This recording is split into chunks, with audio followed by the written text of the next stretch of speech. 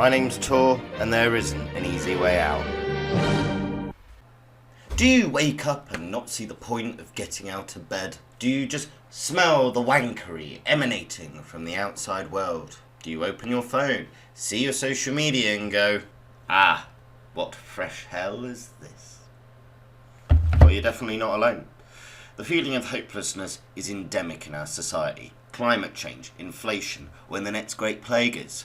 And not really feeling if you're certain your opinions and beliefs are valid and your morals are aligned well, don't worry, because you're not alone. You're never alone, because there's 7.97 billion of us. There's also a massive world web connecting people from around the globe. But also, people have never felt lonelier.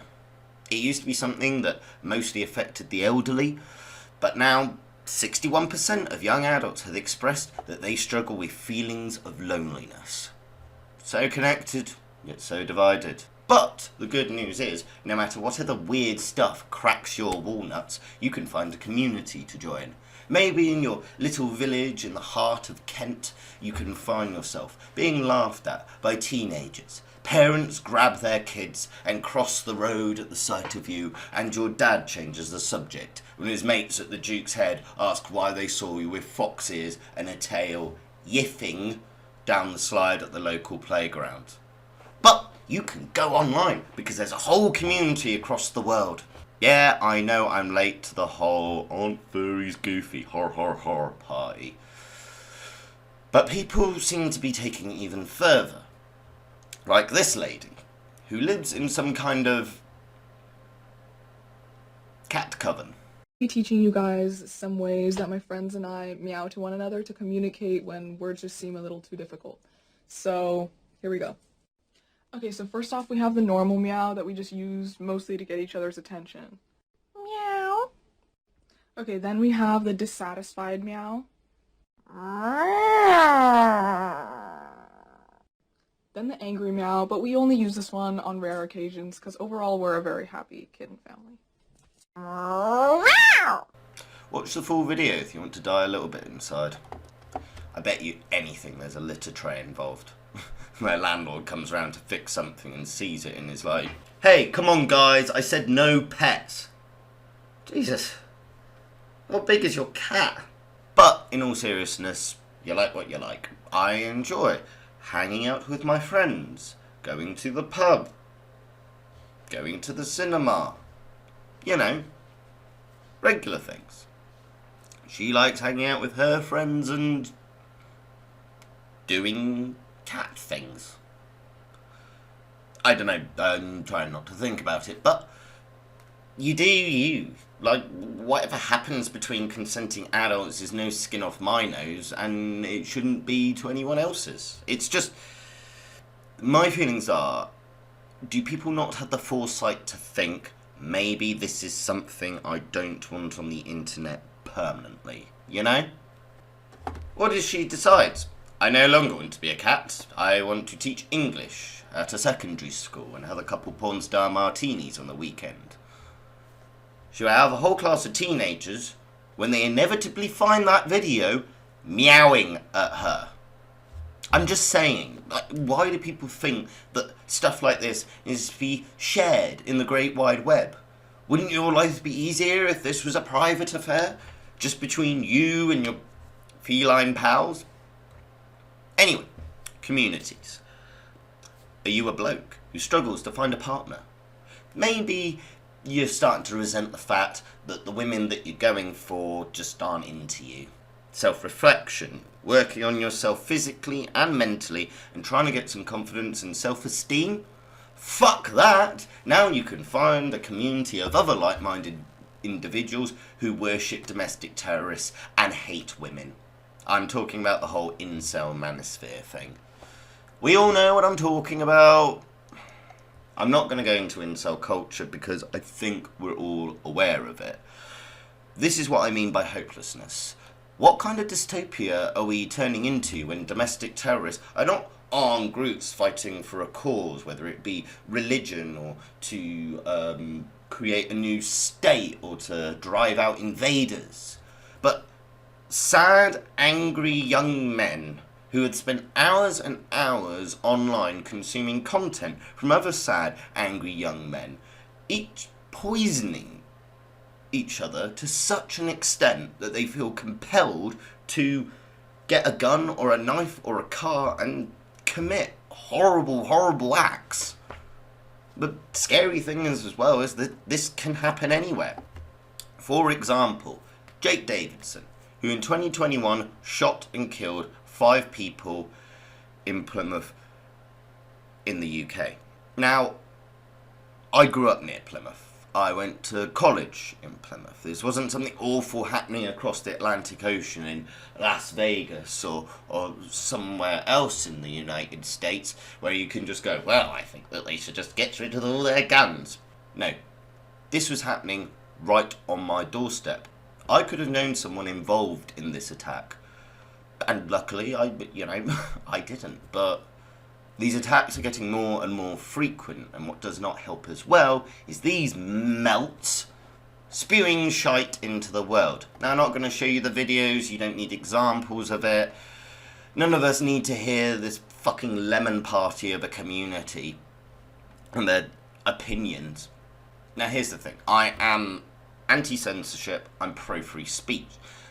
I think that we should all have the freedom to both consume media of our choosing and express ourselves. But these online communities seem to be actively encouraging not just anti-feminist attitudes like, well, equal rights, hate that, but anti-woman attitudes. Basically, they're giving fucking weird cunts free rein to act like dicks to anyone with ovaries. Here's an article I saw the other day. I don't want to see this man anymore. Cashier says she's scared to go to work because of misogynistic regular. Andrew Tate and Redditors are literally breeding the weirdest people to society now, and I have to deal with them. Now, I work with the general public in my day job, and people being tumours to those standing behind the counter, whether it be a shop, a pub, or a theme park, is nothing new. But it's more what this bloke says. He basically comes up to the counter. He'll tell the women that, oh, only women do the groceries, not men.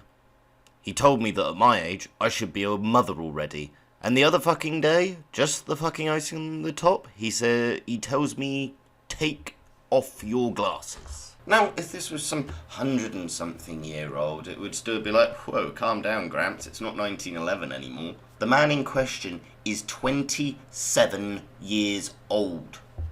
The views expressed by 50-year-old bricklayers are more woke than that.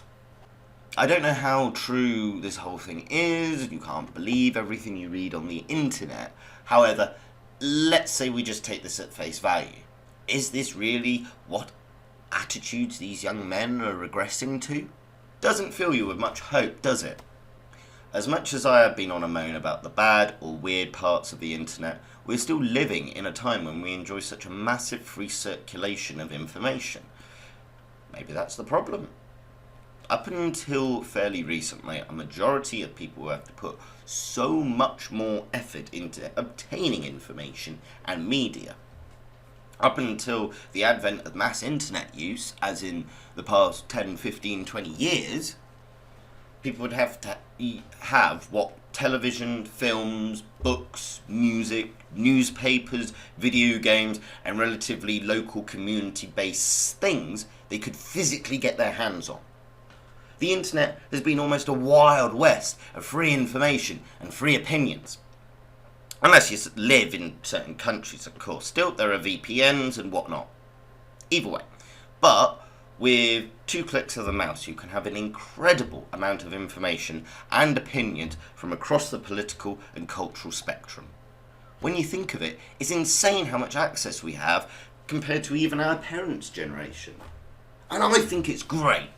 But it does fill me with abject hopelessness where people use the internet, the worldwide internet, this amazing tool that we are the first generation to properly utilize. And people use it for this.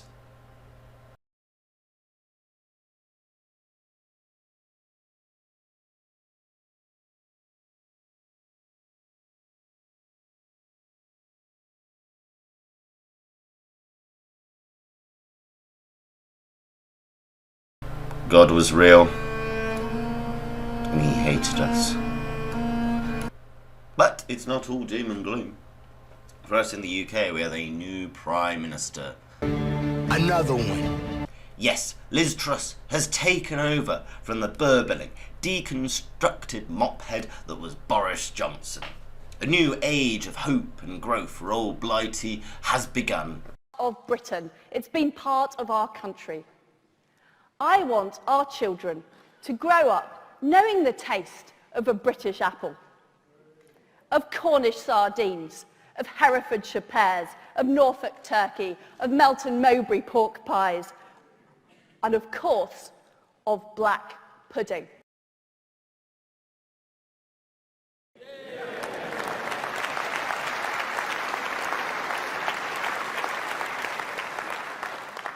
Under a Conservative government, Britain will lead the world in food, farming and the environment.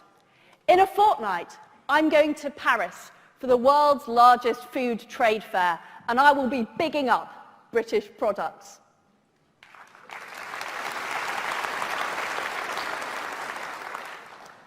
In December, I'll be in Beijing, opening up new pork markets.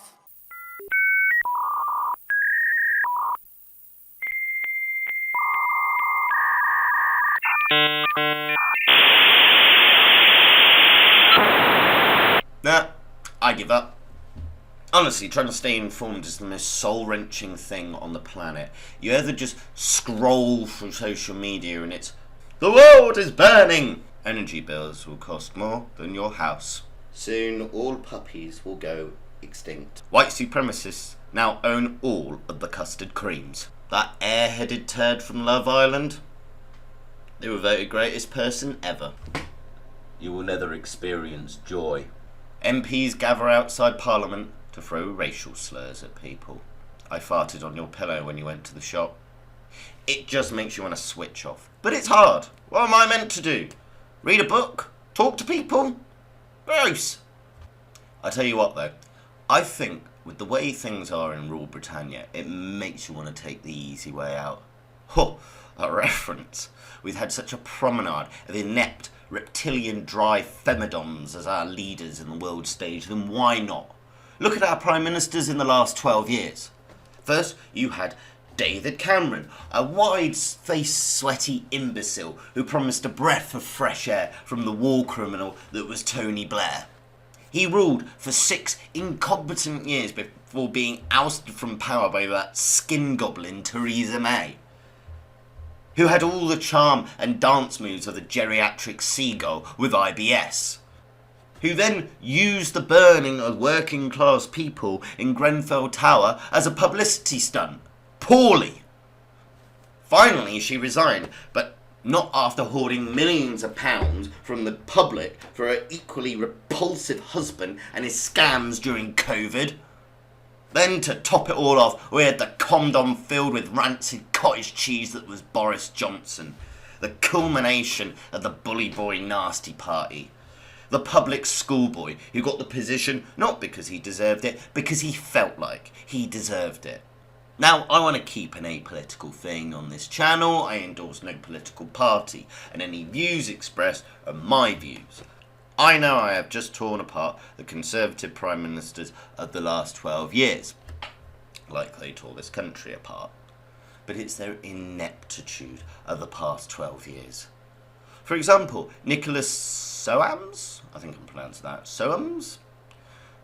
Grandson of Winston Churchill and Conservative Member of Parliament for 37 years, said this: I am worried about the Tory party because, give or take the odd spasm, we've always been seen as pragmatic, sensible, good at our job, sane, reasonable, and having the interests of the whole country. And you know what? I do agree with him to a certain extent. And as much as the majority of the values of the Conservative Party are against my own, they beforehand were good at getting done what they had set out to do. And whatever you yourself think, whether you're left, right, centre, up, down, you like eating chicken wings off laminate flooring, I think to call a government a success, as in something that, as in the government is being successful, is a government that is delivering what they promise. That is what success is. Being successful is doing what you set out to do. But look at the past 12 years. When you look at it, I'm surprised the population of Britain hasn't taken a running fucking jump off the White Cliffs of Dover. Because this is Britain, but it ain't great. My name is Talk, and there is an easy way out.